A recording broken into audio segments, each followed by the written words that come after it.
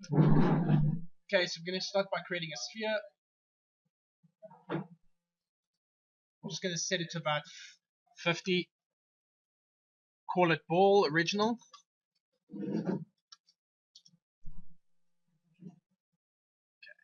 I'm going to quickly just describe morph targets and blend shapes depending what program you're going into.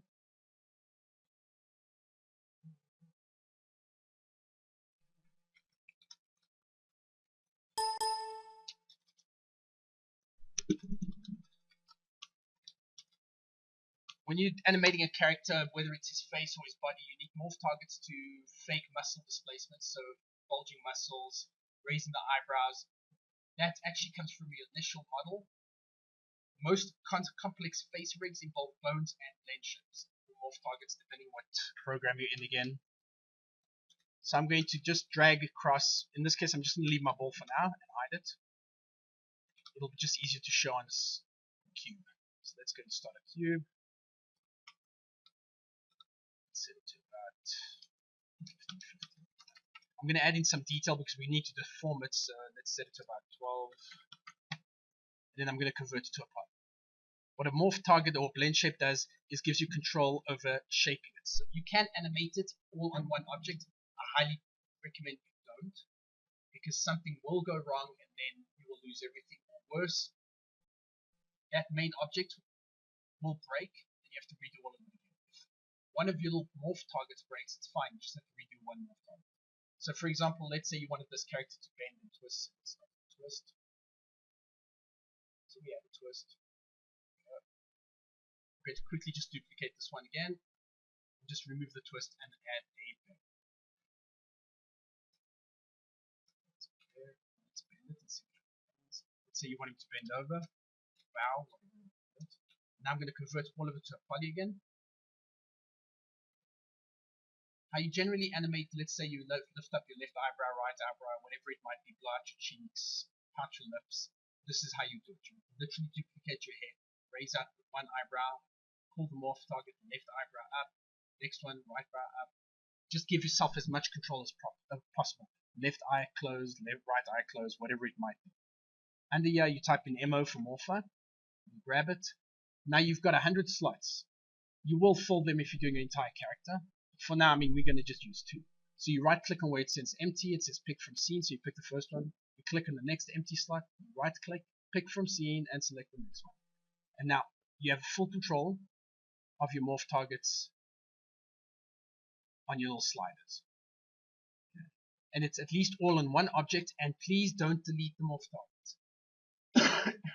It's like when you're editing, you don't delete the source footage that you bring into the Final Cut, otherwise it can't find this footage. The same here, don't delete your morph targets. Okay, so now we're going to carry on with our ball. The way I'm going to teach you is not set in stone. You can actually, like I said, physically animate on the original ball. If something goes wrong, you're going to hate yourself, and you will. I believe in giving it controllers. The same as if you're going to animate a leg. I will run through rigs next week and make a rig. You will probably not make your own rig because it's time consuming, but for now I'll just show you a quick knee, ankle, foot, toe. Animators, and this is going to sound mean, are almost as lazy as Final Cut editors. Okay. They will not move every single bone to pose the character, and I wouldn't recommend never doing that because it will just take them forever and they'll have so many graphs they'll want to really scream at you. So you grab the top node, you've got an animation, IK solvers, and an HI solver. You go straight to where the ankle is, and now your whole leg can move just with one controller. So you don't have to touch the 2 bones above it, you just touch that one. And you can move it side to side, and down. And that's where the technical, if you are ever technical, you'd be considered a technical artist, and that's what you would do. So please give yourself as much room to breathe and make mistakes. So have controllers, make your life easier. So we're going to create a little controller to move our ball. To shape our ball, we're going to just put a morph on top of the actual ball itself. So let's go to the Create tab. Under the little, it looks like a little side profile on the measuring tape, go to Helpers, top left dummy. It can be whatever you want. It can be a controller. I prefer for it to just be a dummy or a wireframe. shape or a spline, anything better than a solid object. So now you got your little green dummy controller. Just call it ball controller. So everything starts working out for you. At the moment, it will not follow your ball. You have to select your ball. Let's just quickly make it gray. The green is in the way. There you go. Grab the ball. On the top left, there's linking constraints. You can link, unlink, and link to space warp. That's for particles. I'll run through that when we do particles. All you want is the first one. Left click on it. Now hold left click down. And now you'll notice there's a little dotted line. The moment you hit your controller, it will become a linking chain icon. Just let go of it and you'll notice it's selected it. Just to test it, move it around.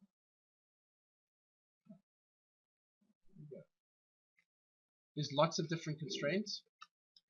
Easiest way to describe one is to, let's go create 2 more spheres. One.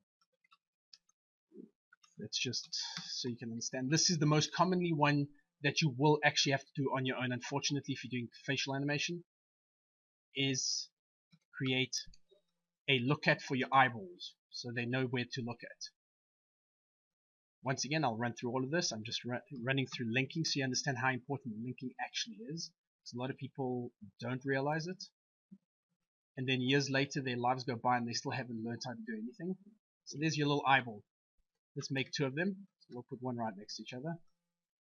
And the easiest thing is you can go and rotate each eyeball separately to look at something, but then you might get a squint moment. So you need to create a little controller. For the eyeballs, I like to create a little circle, and I make my own cute little icon. Again, grab an ellipse. So then I know it's a little look at. There we go.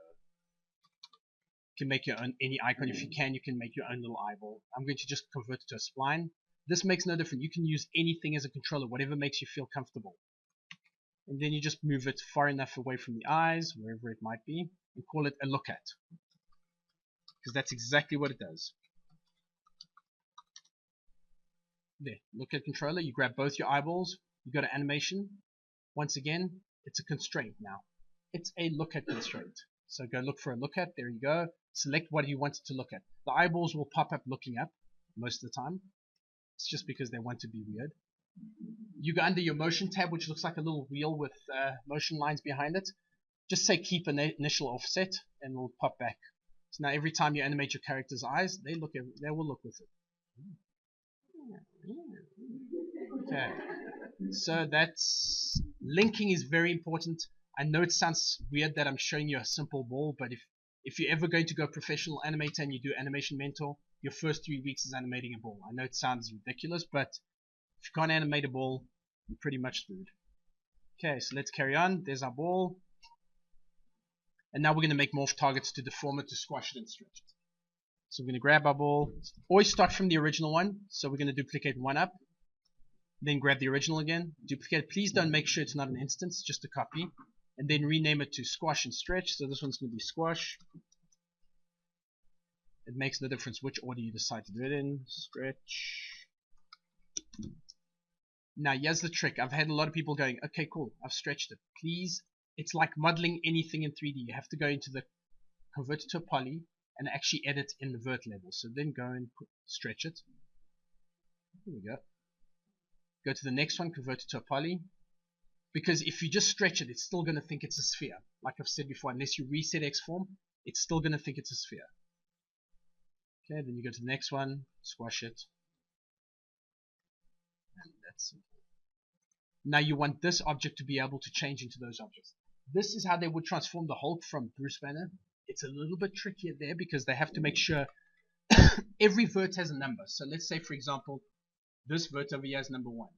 If you do something wrong, you can happen so easily, and you duplicate the object and you by mistake convert it to an edit mesh and then back to an edit poly, that number order might change. That vert 1 might end up being up there. So if you decide to morph between the two, if his nose was here, it might be by his ear at the end.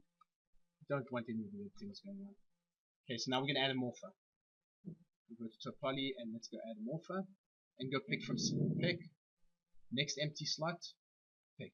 If it's ever red next to one of your names, it means you've deleted the morph target or it's lost where the target is. Just go and reload it or reattach it. And now if you play with your sliders, it squashes. and stretches. This is the way you'd also do your irises getting bigger. I mean, yeah, your pupils getting bigger and smaller. There we go. Here's the problem now. Please don't ever delete these morph targets, but they can get annoyingly in the way. So just go to object properties and make sure if you ever by mistake have them in the scene when you're rendering, just make sure they're not renderable. So no matter what you do, they're never going to be there. They're not going to be, they're only information to drive the geometry. Okay. And then we start animating. Here's a big thing I'm going to teach you because I've had people for 8 years and they still don't understand the concept of 25 frames equals 1 second because we're in South Africa and we work with PAL. In Europe work with PAL. America works with NTSC. They're weird. Sometimes it might be 29 frames per second, other times 30, other times 33. Whatever they feel like, you just adjust it. We are luckily enough 25 frames a second. Unfortunately, in Edit Suite, 24 frames equals a second. I don't know where they lost a frame, but if you can find the Final Cut operator, please tell me. Now, all your time controllers are down at the bottom right. You got your go to start, go to end. As you notice, the time slider went straight to the end. Then you can go previous frame and go one by one. Then you got your play button, which will just loop. And then you've got your forward button. The shortcut keys is question mark for play. Then right next to it is the smaller and greater than signs. We'll go back and forward. It will help a lot when you're animating. For this module, you don't have to animate a person. You can animate whatever you want. If you're going to do motion design and you want to do some cool graphics, go for it. Animate text, do whatever you want. I mean, literally whatever you want. Just make sure it does not exceed 10 seconds. If you're doing character work, please stick to two-legged creatures. It's difficult enough to animate a person. And I'm sure you will respect this, but please don't exceed 6 seconds if you're doing character work. Okay, don't try to aim too high because you will fall on your head. Okay. And now we're going to adjust the time frame. Because at the moment it's NTSC, you go right next to where it's got the numbers highlighted over here.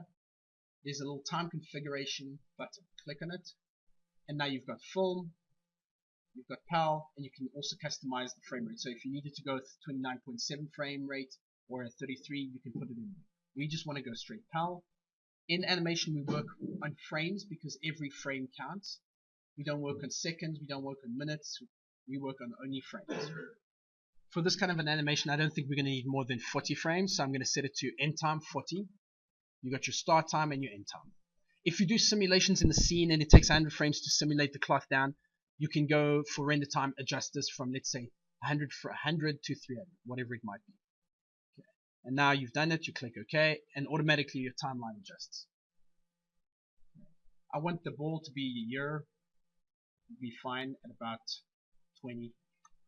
To set a dead keyframe, first let's get it above the ground, so let's grab the controller. Just understand, the dummy, the green one, controls the movement, rotation, and scale. You will rarely ever scale it. You will only animate on the object for your morph target, your squash and your stretch. Because then you will at least have control of both separately. If something goes wrong, all you have to do is delete the keyframes on one and not delete all the keyframes. So we're going to grab the controller and slightly, there we go, above the ground. Now to set a dead keyframe in every single package, I don't know if it's in Blender, is press K. So you press K on the keyboard. And you can see it's created a little keyframe right at the bottom there. Red on it means it's actually put a keyframe for your translation, so moving left, right, up and down. Green means it's actually put a keyframe for rotation. And blue means it's put a keyframe for scale. And now we're going to start animating. Right now, if you go crazy and you say, I'm going to animate, woohoo, it's not going to do anything because you have no animate on at all. Animate will be in your face red. Press N. Right next to the M, it's N. And now it's red. Now you know it's live. So we're going to bring it up here. So it'll come down to here. And please do yourself a favor. There's a lot of animatics that make people laugh, that it looks funny. If you're going to do character work, rather sit there, spend the time of saying, I want 3 shots in my scene, I want him to take this long to go across shot 1. Just put your character moving from left to right without having to walk and see if it's enough time for him to get across. Spend your time actually working out your shots properly before you start animating. So now we got our little animation. There we go. I think it slides a little bit too much at the bottom here when it comes here. So we're going to hold it for about 3 frames. So you drag select left and drag select on the keyframe in the middle. Bring it over across on this side of the slider. Hold shift to duplicate it and bring it on that side.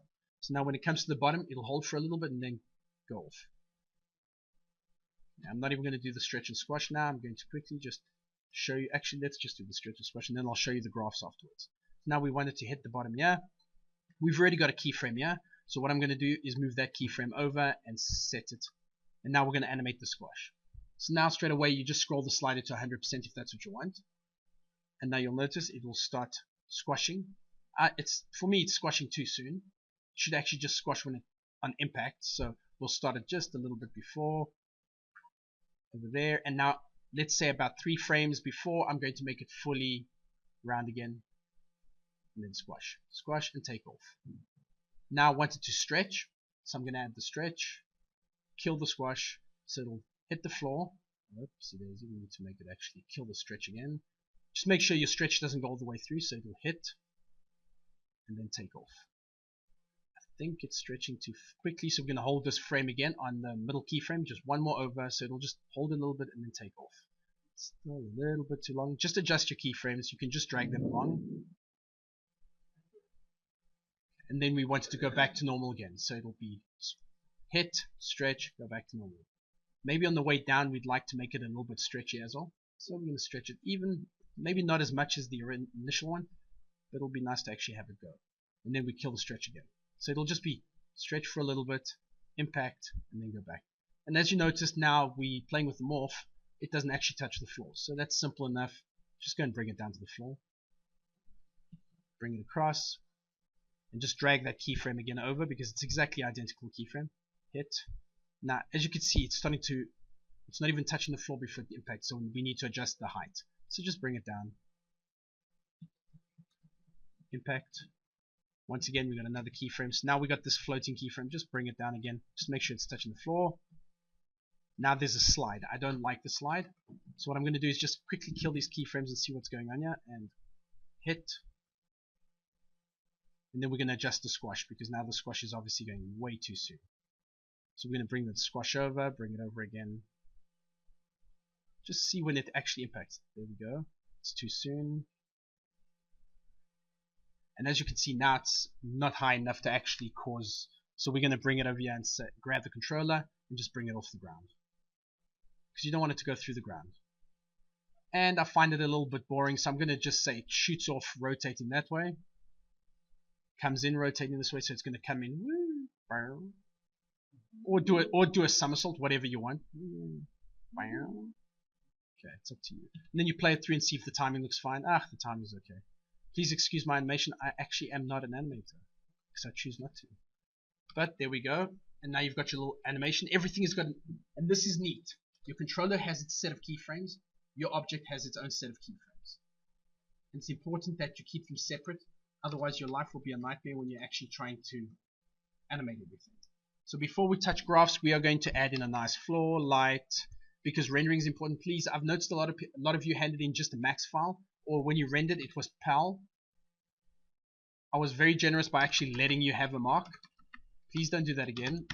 It's important that you render it, and it's important that you actually render it the right format.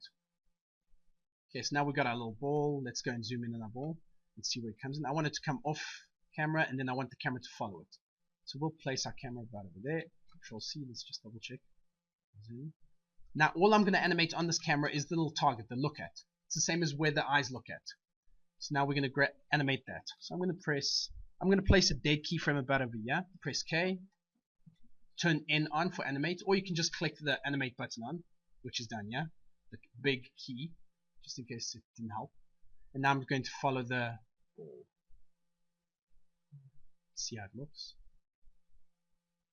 Probably if you really wanted to follow it coming in, whatever, it's up to you. I'd rather not. I'd rather have it coming off camera, bounce in, and follow through.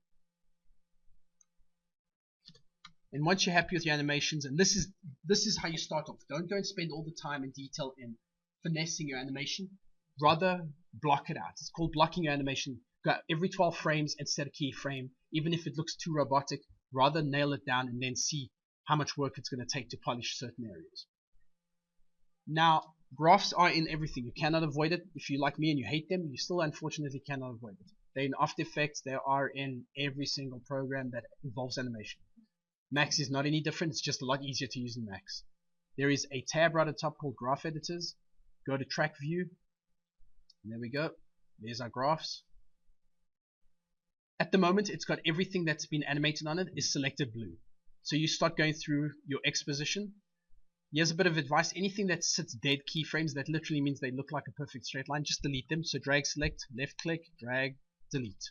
Because they are going to slow down your animation. Here's a perfect example. That's a nice curve over there. Think of this as a slide. So you're at the top and you go, and then fast and then slow. If this was more like this, you'd go slow, and you think, oh, it's not that bad, and then you'll have that steep drop. If that's confusing, you'll get the hang of it, don't worry. With time. Here's a little prominent animation keyframe. You go from that keyframe, then there's a little bit of a bump. Just go to it, grab any controller.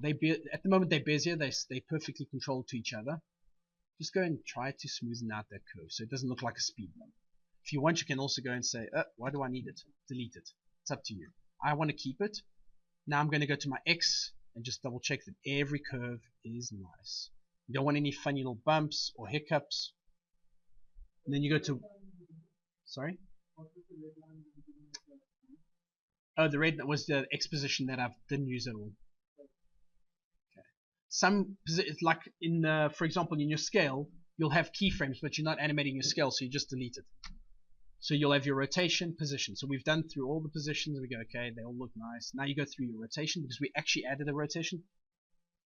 Because the last one does quite a few somersaults, you can see how steep that curve is. So he'll do quite a bit. And that one has nothing. Drag, select, delete it. And just go to your Z and delete it. And now that's basically all you've cleaned up. You've sat there nicely because you don't want to have unnecessary keyframes because they will all slow down your rendering. Okay, as you can see, we've got unnecessary keyframes at the top there again. Delete it. Now, with the modifier or anything added through the modifier stack, you won't find it in your X, Y, or Z position. In this case, these things have set keyframes, which you can delete. I would recommend. But where you want to look at is the modified object. So you click and you open that up, and there's your modifier. You've got keyframes for your ball stretch and your ball squash. And you can go and once again adjust them, maybe adjust the curve a little bit better. Just because that seems a little bit too hard. It's going to hit the linear too much. And all your controllers up here, from set tangents to auto, set tangents to spline, set tangents to fast, to slow, to stepped, linear, and set tangents to smooth. They're all there. They all work roughly the same, whether it's in After Effects, Combustion, Digital Fusion, Maya, Softimage. All graphs are graphs. Okay. So now you've cleaned up your graph and you're happy with it, and you just play it through again. You say, cool.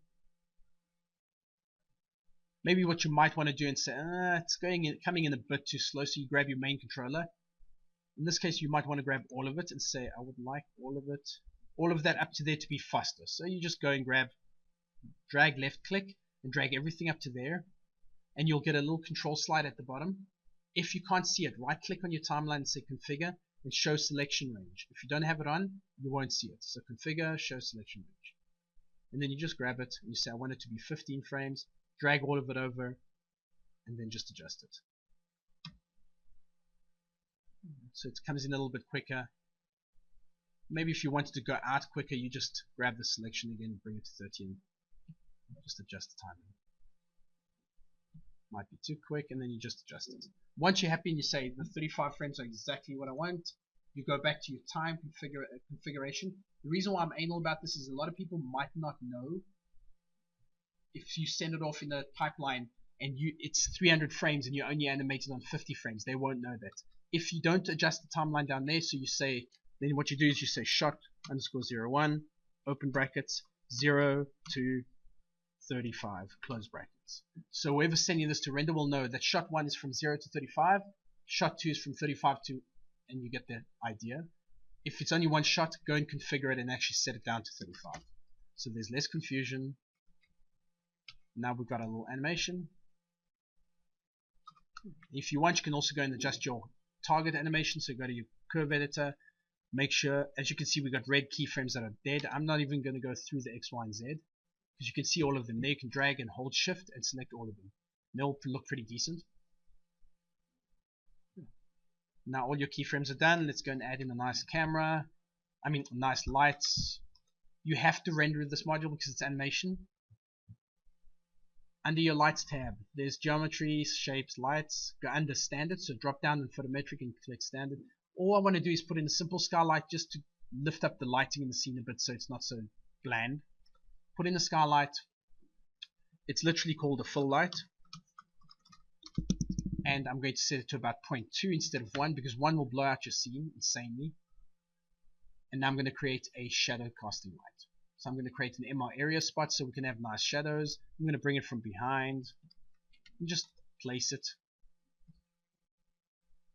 That's fine. Now I want some soft shadows, so I'm going to just bring in my area light. So instead of ray trace shadows, I'm going to go area shadows.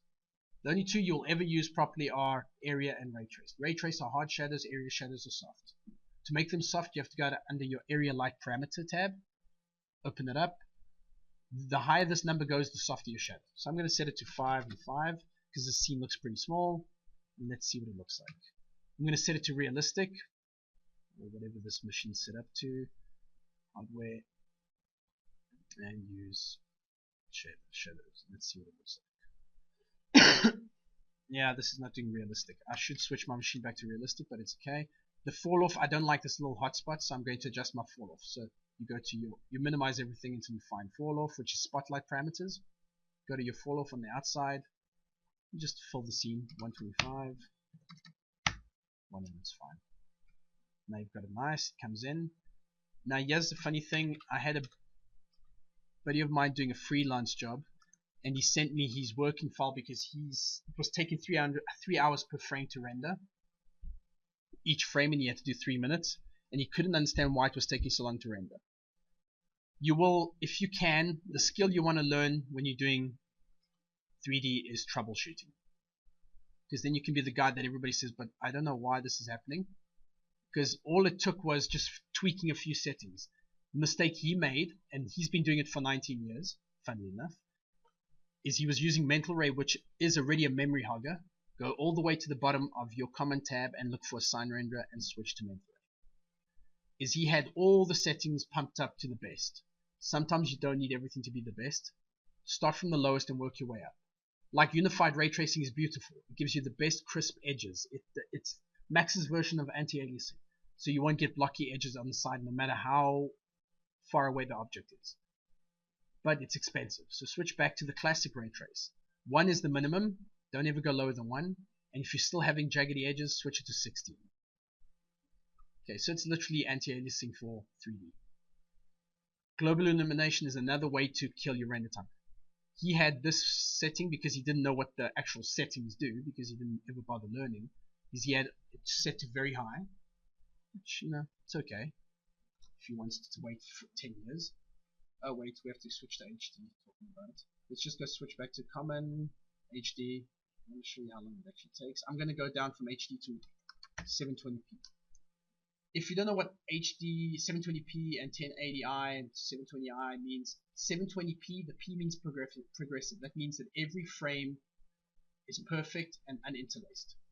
720i means that the frame before and the frame ahead of it are woven into each other and made into an interlaced. That's the only time it ever will go to become interlaced if it's going to TV, and if it's for Super Sport or SABC, and that generally comes out of edit. So you never have to worry about 720p or 720i or whatever it is. You just have to know the difference. Progressive is better than interlaced. So if you buy a TV, you want 1080p, not 1080i. Okay, so now you render it. You wait for it.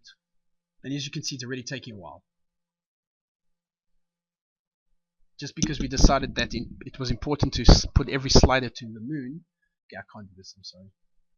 I have zero patience for sliders being... If you need the slider, the most you'll ever go is to medium. It will avoid flickering of shadows. The reason why you'd ever want to go that high is if you've got a very complex scene with a lot of trees and leaves and they're all moving and there's shadows moving, because then you might get a flicker. And what I mean a flicker is a shadow will go light and dark. Even if it's 2% difference, your eye will pick it up. It'll look like it's a bad flicker on the footage. I'm going to leave it at draft. And because we don't need any bounce of light, I'm going to switch off enable final gather. Final gather is actually bounces the light through the scene. You don't need that on a flat scene like this. And the most amazing thing they added in 2014, but also the most painful because most people don't realize by default it's set to skylight illumination from IBL. IBL stands for image-based lighting. That means that if you got a beautiful HDRI that you shot yourself and you want to light your character to fit into a real scene, then leave it on. If you're just lighting a scene with a normal skylight, don't, because the render times can be shot through the roof just because of something as simple as that. I'll give you an example. I'm just rendering with IBL on, which doesn't help because I have no HDRI, so it's actually useless. But it will slow down your render because it's activated. Learn little settings, kill yourself some time, because when I say a render is expensive, how an employer works is he says, okay, how long is it going to take to render? You say it's going to take an hour a frame, and you tell him it's going to take 3 days. He will quote for 3 days. If it exceeds that 3 days, you've gone over budget, and chances are you might not get a job again. So please just understand it's important when you stay within budget. So when I say a render is expensive, I know the machine's doing the work, but you need the machine to stay on deadline. At the moment it says it's going to take 24 seconds a frame and 14 minutes remaining. What it does not tell you yet is that the moment the object comes in, it's going to take longer to render. So this is a guesstimation. So always go worst case scenario. So now it's going to take 14 minutes. Let's tweak that time. You go under skylight illumination from final gather. Just turn that on. We'll speed up the process entirely, maybe from 14 to 5 minutes. That's 10 minutes faster than the previous one, and you get the same quality. Yep, 4 minutes and 52 seconds. Plays a very important role that you actually don't have to have every single setting turned on. And then you just send your render, you watch it and you finish it, and then you compile it. And that's what you're going to be doing for this animation. If you want to do something snazzier, you'll ask me. If you want to do some AO passes, I will show you.